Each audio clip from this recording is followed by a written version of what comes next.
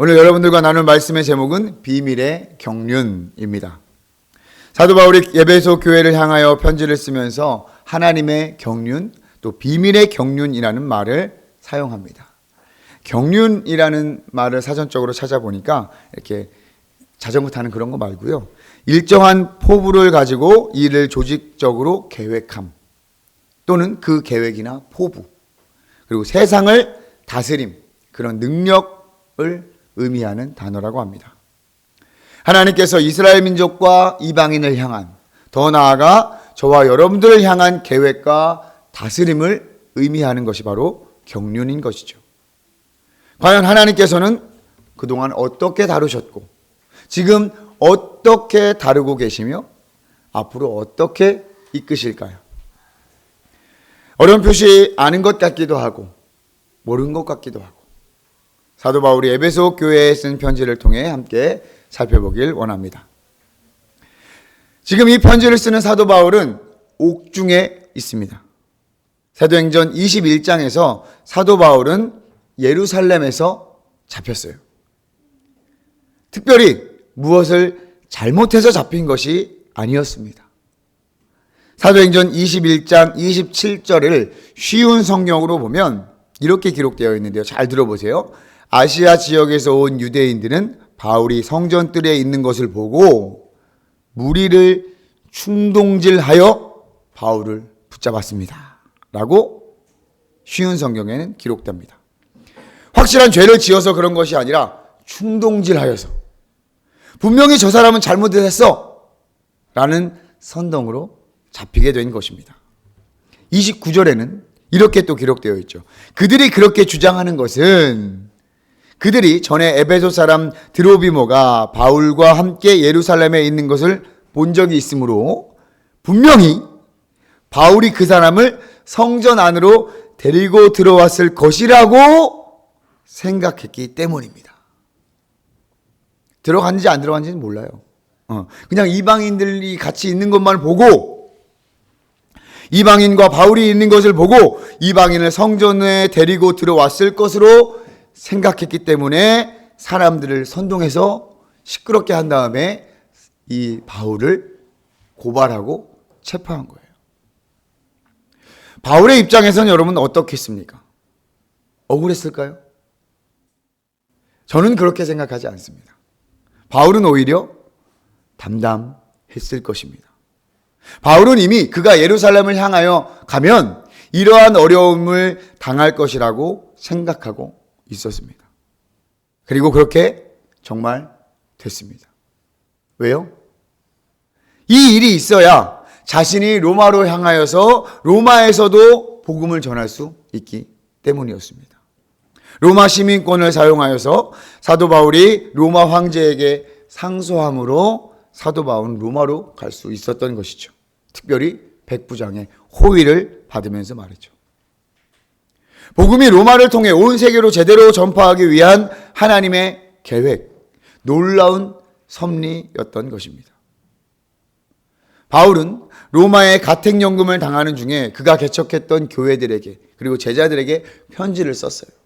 그게 바로 에베소서입니다. 에베소서, 또 빌립보서, 골로새서, 그리고 제자 빌레몬에게 쓴 빌레몬서까지. 자, 확실한 것은 사도 바울이 옥에 갇힌 것은 그리스도 예수의 일로 인함입니다. 그 일이 무엇이었을까요? 하나님께서 예수 그리스도를 통해서 하신 일들입니다.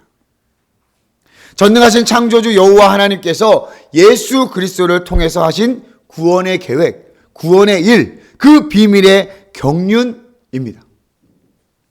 예수님은 하나님께서 만드신 유일한 구원 계획의 정점입니다. 오직 예수 그리스도가 곧 비밀이었으며 하나님께서 시작하신 모든 계획의 기초이자 수단이자 목표, 그리고 중심입니다. 당시 많은 신이 존재한다는 종교적 다원주의의 환경에서 유일한 계획, 유일한 예수 그리스도에 관한 주장은 놀랍고 충격적이었을 것입니다. 사도 바울은 이 사실을 그 어떤 것과 타협하지 않고 순수하게 전했던 것입니다. 이것이 사도 바울을 부르신 이유이기도 하죠. 결국 사도 바울은 이방인을 위하여 갇혔다고 이야기합니다. 1절에 보니까 이방인을 위하여 갇힌 자 된 나 바울이.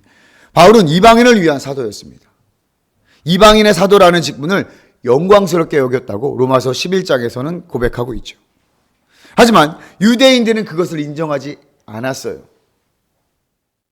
유대인들은 이방인을 상종도 하지 않았으며 그들을 상대하지도 않았죠. 그런데 바울이 이방인들을 위한 사도라고 하면서 이방인들에게 복음을 전하고 하나님 이야기를 하니 얼마나 꼴보기 싫었겠습니까? 그래서 그렇게 무고로 고소하고 죽이려 했던 것입니다. 그러나 사도 바울은 이방인에게 복음을 전했고 더 전하기 위해서 애쓰는 가운데 옥에 갇혔던 거예요. 이방인을 위하다 갇히게 된 것이죠. 이러한 노력과 수고에 분명한 것은 하나님께서 이 이방인을 위한 구원 계획을 갖고 계셨다는 것입니다. 그것을 사도 바울에게 나타내 보이셨어요. 보여주시고 깨닫게 하셨습니다. 사도 바울은 이것을 은혜의 경륜이라고 말합니다. 그렇죠. 오직 은혜죠. 구원은 오직 은혜입니다. 너희는 그 은혜에 의하여, 에베소서 2장 8절에 은혜로 세상을 다스리신 것입니다. 그것은 지금도 마찬가지예요. 하나님의 그 은혜가 아직 우리 가운데 있기에 우리가 이 시대에도 살아갈 수 있는 것입니다. 하나님의 그 놀라운 은혜의 경륜이 이방인들에게도 있었습니다. 여러분 믿으십니까? 이것은 비밀이었으나 사도 바울에게 특별한 계시로 알려주셨습니다. 3절에 보니까 곧 계시로 내게 비밀을 알게 하셨다. 여기서 말하는 계시는 사도 바울에게 임한 특별한 계시입니다. 어떤 계시인지 정확히 말하고 있지는 않지만 그 계시를 통해서 사도 바울은 하나님께서 허락하신 비밀에 관해 알 수 있었습니다. 그 계시에 관해서 사도 바울이 따로 적어놨던 것 같아요. 에베소 교회에서 사역하면서 그가 기록으로 남겼던 그런 기록들 말이죠. 이 당시에는 아직 성경이 완전하게 구성되지 못했던 상황이었습니다. 특별한 은혜로 개인에게 계시나 환상이 보였단 말이죠. 사도 바울에게도 그렇고요. 또 요한계시록을 기록한 요한에게도 말이죠. 그것들을 통해 하나님은 놀라운 계획과 뜻을 또 말씀을 선포하셨습니다. 이것은 하나님의 놀라운 능력이에요. 그 당시 성경이 아직 완성되지 않았을 때. 하지만 지금은 다릅니다, 여러분. 이렇게 성경이 결정된 이후에는 성경 외의 계시에 관해서 그것은 없다고 보는 것이 복음주의적 신앙입니다. 어쨌든 사도 바울은 이 그리스도의 비밀을 알게 되었습니다. 자, 여러분들이 비밀을 알면 어떠실 것 같습니까? 비밀을 알면 어떠실까요? 여러분, 사람의 심리가요, 모르는 비밀을 알게 되면 어떻게 하는 줄 아십니까? 말하고 싶어요. 말하고 싶어요. 알리고 싶단 말이에요.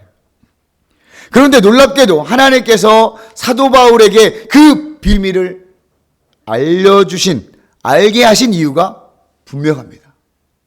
하나님께서는 이 비밀을 알리기 위함이었어요. 믿으십니까? 그리고 이제 그 비밀을 모두에게 알리셨어요. 사도 바울, 또 제자들, 결국에는 이방인들에게도 알리셨습니다. 성경에서 말하는 비밀은 우리가 이 세상에서 알고 있는 비밀과 차원이 다른 비밀이에요. 세상의 비밀은 드러나면 문제가 되지만 이 성경의 비밀은 드러나면 드러날수록 놀라운 하나님의 은혜를 경험하게 되는 것입니다.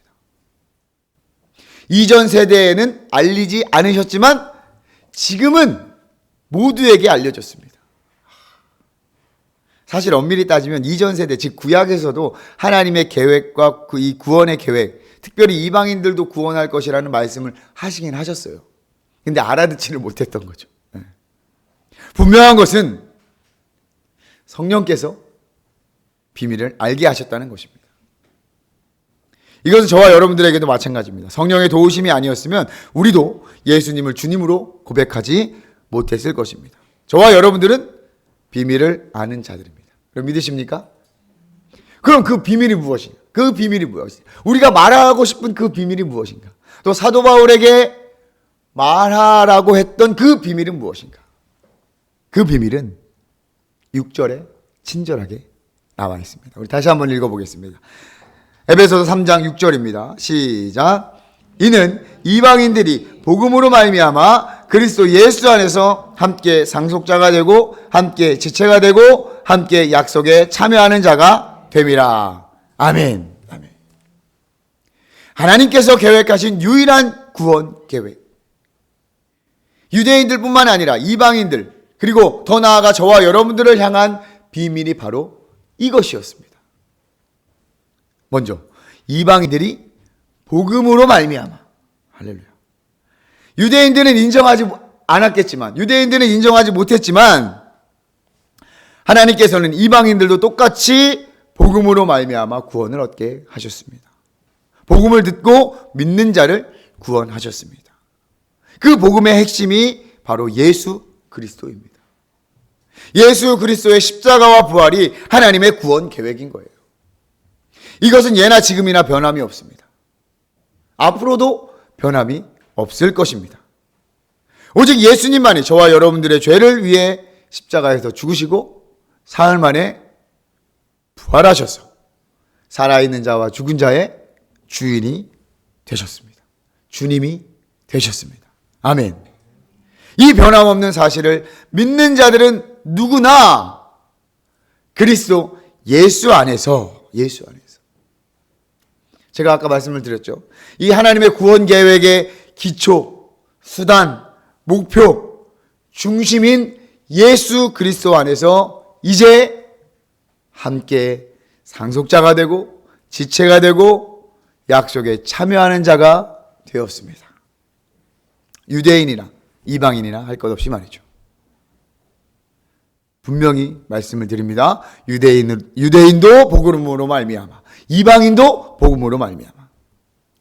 이것은 유대인을 이방인화 시킨 것도 아니고 이방인을 유대인화 시킨 것도 아니라 모두 동일한 하나님의 은혜로 하나의 새로운 사람을 만드신 하나님의 놀라운 비밀입니다. 유대인들은 이방인들에 관한 구원을 좀 다르게 생각하고 있었습니다. 이사야 2장 2절과 3절에서 그 말씀을 근거로 이방인의 구원은 먼저 유대인들의 구원 이후에 일어날 것으로 생각했다고 그래요. 자, 이사야 2장 2절과 3절 말씀을 같이 한번 읽어보겠습니다. 시작. 말이래 여호와의 전의 산이 모든 산 꼭대기에 굳게 설 것이요 모든 작은 산 위에 뛰어나리니 만방이 그리로 모여들 것이라. 많은 백성이 가며 이르기를 오라 우리가 여호와의 산에 오르며 야곱의 하나님의 전에 이르자. 그가 그의 길을 우리에게 가르치실 것이라. 우리가 그 길로 행하리라 하리니 이는 율법이 시온에서부터 나올 것이요 여호와의 말씀이 예루살렘에서부터 나올 것임이라. 아멘. 여러분 좀 익숙한 말씀입니다. 자, 당시 유대인들의 생각은 이렇습니다. 그들이 고대하던 메시아는 위대한 왕으로 오셔서 군대를 일으켜서 로마를 무찌르고 의로운 전쟁을 벌이실 분으로 생각했습니다. 로마를 비롯한 모든 외세와 이방의 권력을 몰아내고 거룩한 성전을 예배의 본래 취지대로 회복하실 것을 기대했어요. 유대인들은. 이때 그 메시아가 올 때 그런 전쟁을 해서 모든 것들을 다 물리치고 예배 처소를 다시 잘 회복해서 그럴 때 유대인들이 거룩한 백성으로 또 왕과 같은 제사장으로 구별된 선민으로 구원을 받을 것이다. 유대인들만. 자, 그렇게 메시아가 오고 나서야 이방인들은 여호와의 산으로 몰려와서 그분의 율법을 배우고 왕이신 메시아와 이스라엘 민족에게 복종할 것으로 여겨졌습니다. 일부의 이방인들만 말이죠. 그런데 하나님의 계획은 예수 그리스도 안에서 유대인이나 헬라인이나 이방인이나 할 것 없이 누구나 무조건적으로 받아주신다는 복음을 전하니 얼마나 충격적이었겠습니까? 이제 유대인이나 이방인이나 함께 상속자가 되었습니다. 같은 유산을 받게 된 거예요. 하나님 나라의 유산. 에베소서 2장 6절에서 그리스도 예수 안에서 함께 하늘에 앉히셨다. 에베소서 2장 6절에 보시면 함께 하늘에 앉히셨다는 거예요. 죄로 죽었던 너희들을 다시 살리셔서 예수 그리스도 안에서 함께 하늘의 자리에 앉히셨다고 그래요. 여러분, 왕의 우편에 앉으셨다는 것은 그가 상속자가 됨을 의미합니다. 그가 왕 다음이고요. 왕을 대리하는 자임을 나타내는 거예요. 주로 왕자들이 그 자리에 앉죠. 그런데 예수 그리스도가 어디에 앉으셨습니까? 하나님 우편에 앉으셨고 허물로 죽은 우리를 그리스도와 함께 살리셔서 일으키셔서 그리스도 예수 안에서 함께 하나님 우편에 앉히셨다고 그래요. 따라서 우리도 또 이방인들도 이제 하나님 나라의 유업을 받을 상속자가 되었음을 선포하고 있습니다. 믿으십니까, 여러분?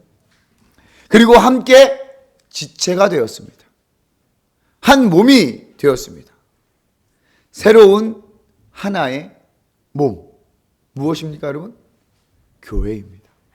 그래서 예수의 은혜로 말미암아 우리는 교회가 되었습니다. 그리고 함께 약속에 참여하는 자가 되었습니다. 이방인들을 더 이상 먼 곳에서 메시아를 보고 또 선택된 이스라엘 백성들에게 순종하는 그런 존재가 아니라 함께 그 약속에 참여하는 자가 된 것입니다. 그 약속은 무엇이냐? 에베소서 2장 21절에 이렇게 기록되어 있죠. 그의 안에서 거물마다 서로 연결하여 주 안에서 성전이 되어 가고 그들도 동일한 하나님의 백성으로 하나님께서 그들 가운데 거하심을 선포한 거예요. 유대인과 이방인이 한 세 사람이 되어 하나님이 거하실 성전이 될 것이다. 하나님이 함께하는 성전이 될 것이다.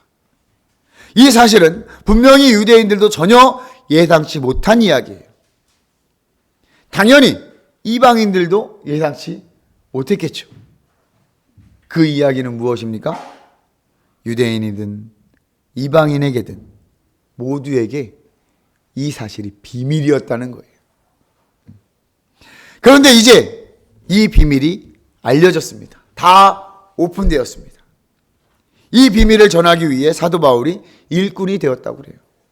그의 능력이 역사하는 대로 그에게 주신 하나님의 은혜의 선물을 따라 사도 바울이 일꾼이 되었습니다. 이방인에게 놀라운 이 비밀을 전하는 것은 하나님의 은혜의 선물입니다. 사도 바울이 잘나서 그렇게 쓰인 것이 아닙니다. 하나님의 선택이며 전적인 하나님의 은혜이죠. 또 그가 겸손해서 그를 사용한 것이 아닙니다. 8절에 보니까 지극히 작은 자보다 더 작은 나에게 이 은혜의 사명을 맡기셨다는 것은 그가 이렇게 겸손해서 하신 것이 아니에요. 하나님의 주권이며 하나님의 능력이었습니다. 사실 이렇게 복음이 전파되는 것은 전적으로 하나님께서 하신 일들이에요. 그때그때 하나님의 사람을 사용하셔서 하나님께서 일하신 겁니다. 절대 착각해서는 안 돼요. 교회가 성장하고 부흥하는 것, 그래서 좋은 이미지를 쌓고 사회 공헌도 하고 좋은 성전도 갖고 많은 칭찬을 받는 것, 그러한 모든 것이 하나님께서 하셨다는 사실을 잊으면 안 됩니다. 내가 했다고 또 우리가 했다고 생각할 때 우리의 신앙은 무너지게 돼요. 교회가 무너지게 됩니다. 마귀가 틈타서 아주 망하게 해요. 하나님께서는 고린도전서에 보니까 전도에 미련한 것으로 구원을 하셨다고 그러고요.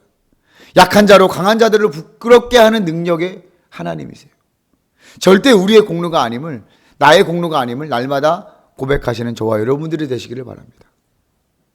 사도 바울의 고백처럼 오직 예수 그리스도 안에서 예수 그리스도의 은혜로 말미암아, 그의 은혜로 말미암아 구원받고 은혜를 누릴 수 있는 것입니다.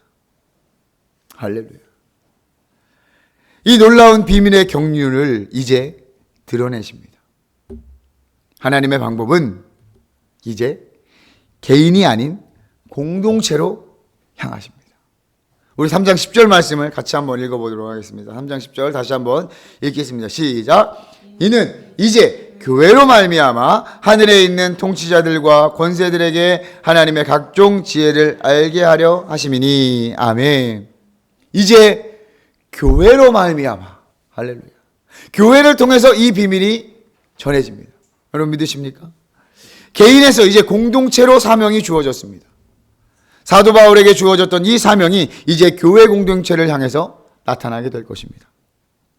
물론 개인이 모여 공동체가 되겠지만 그 모임, 한 세 사람을 통해서 하나님께서는 놀라운 비밀의 경륜을 선포하시는 것입니다. 그러기 위해 먼저 어떻게 하시겠습니까, 여러분? 이 공동체 안에서 비밀의 경륜이 이루어짐을 보여주실 것입니다. 교회 안에서 우리가 하나님을 사랑하고 또 서로 사랑하고 하나님을 예배하며 하나님을 높일 때 그 비밀의 경륜이 교회 공동체 안에서 나타나게 될 거예요. 우리 안에서 먼저 이 구원의 은혜를 충분히 누리게 될 것입니다. 너, 나, 우리가 은혜로 구원을 받는 자구나.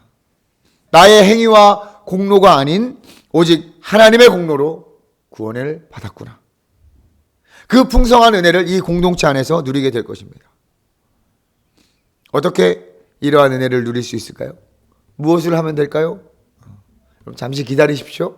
그 방법은 에베소서 4장에서 6장에서 자세히 알려줄 것입니다. 자, 하나님께서는 이제 교회를 통해서 하늘의 통치자와 권세들에게까지 하나님의 각종 지혜를 알게 하십니다. 하나님께서는 놀라운 구원의 경륜, 비밀의 경륜을 세상에 선포하는 것만으로 부족하게 여기셨나 봅니다. 다른 세계에도 영향을 미칩니다.